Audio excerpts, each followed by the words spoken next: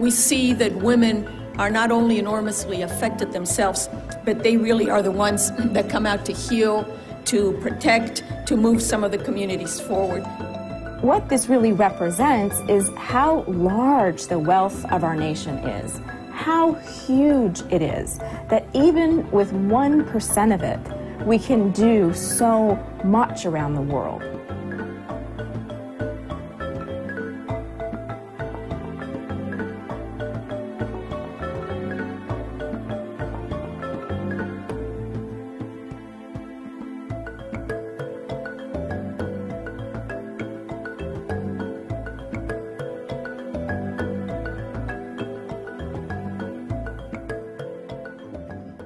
I'm very lucky today that you have come to visit us. I can even say that I am blessed because I think you are the right person I really needed to talk to.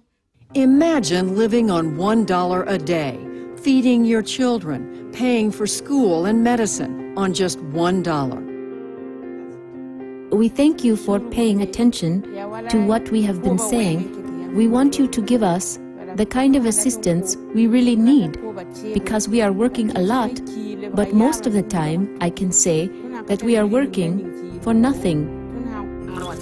Out of the 12 children we have in our family, only 3 of them have access to school education.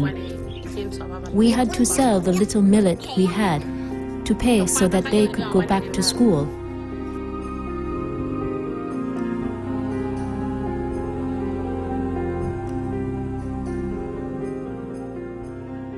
After the first day or so, I was sort of getting uncomfortable. I started to look at food in a different way, sort of what it felt like to watch somebody else eat a full meal and I couldn't have it. I started to think about, shoes. Well, I've got one pair of shoes. What if they break? How am I going to walk through the fields? Just things like that. What if I got sick? What if I had to stop working so that I could afford medicine, but I don't have any money because I'm not working? I mean, it's sort of the binds and these hard, tough choices that women have to live with every day. The majority of those who do this are women and girls. Right now, our country's investments in women globally are tiny. Less than 1% of the U.S. budget goes toward international affairs as a whole, and only a small slice of that reaches women. Women Thrive Worldwide works to make women a key focus of our country's international efforts. It listens to women and men, asks them what kinds of investments they need, and proposes policy solutions that reflect those needs. We need now to move beyond the special projects for women, the special initiatives and the special funds. We need to bring women from the very special periphery to the center of everything that our government is doing and moving into the world. So there's a lot of reasons why I got really passionate about the importance of investing in women and girls and in local communities, and that Americans needed to understand them, not come down with a formula to tell them what to do. Rather, listen to them and then with them organize some way that you can have an impact. Having some people from far away share your difficulties is something that is very rare. For me, it is very important to help women, because the women will not eat alone. She will always think of her children and even her husband.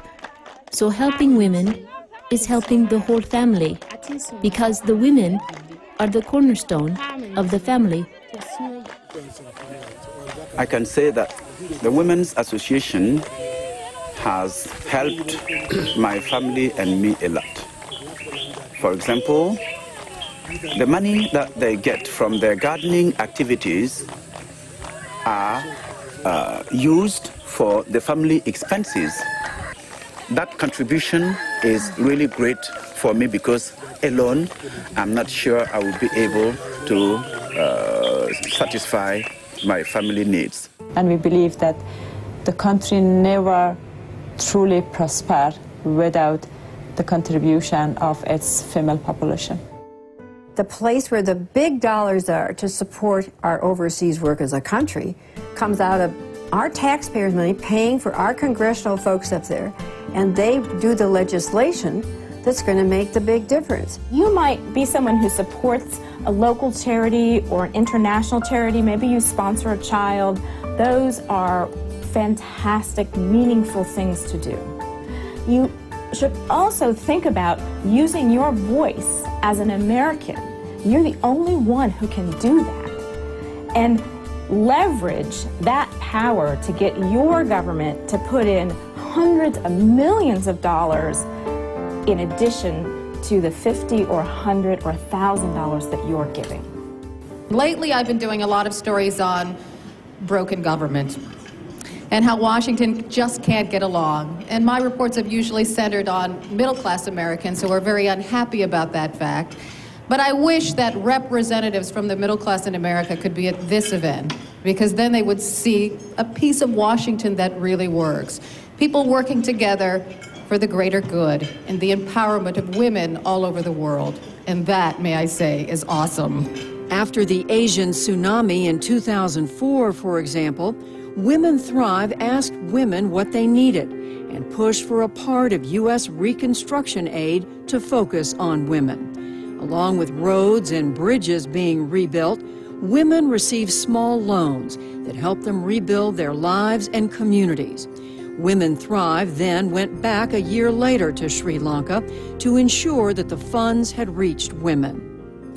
As chair of the committee that funds the State Department and Foreign Operations, I've seen firsthand the power of women to make a difference in their communities.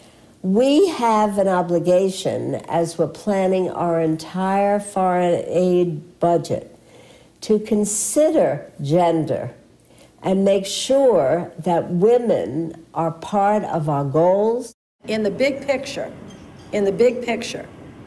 when a woman has 8 children, or 6 children, or 10 children, or 2 children, it's hard to help her get up if you don't have an idea in your head about what she's going through to try to lift those children with her. Women Thrive Worldwide is a very small organization. We have a tight budget, we've got a crackerjack staff, and when we find the right solutions, we know exactly who in Washington to take those ideas to make them happen. And having Women Thrive visit members' office, talk to them about priorities can make an extraordinary difference in building support for foreign aid. I think the important part of their work is to build a bridge between the needy women in the world and the U.S. government, who has a funder and who is really committed to improve the condition of the world.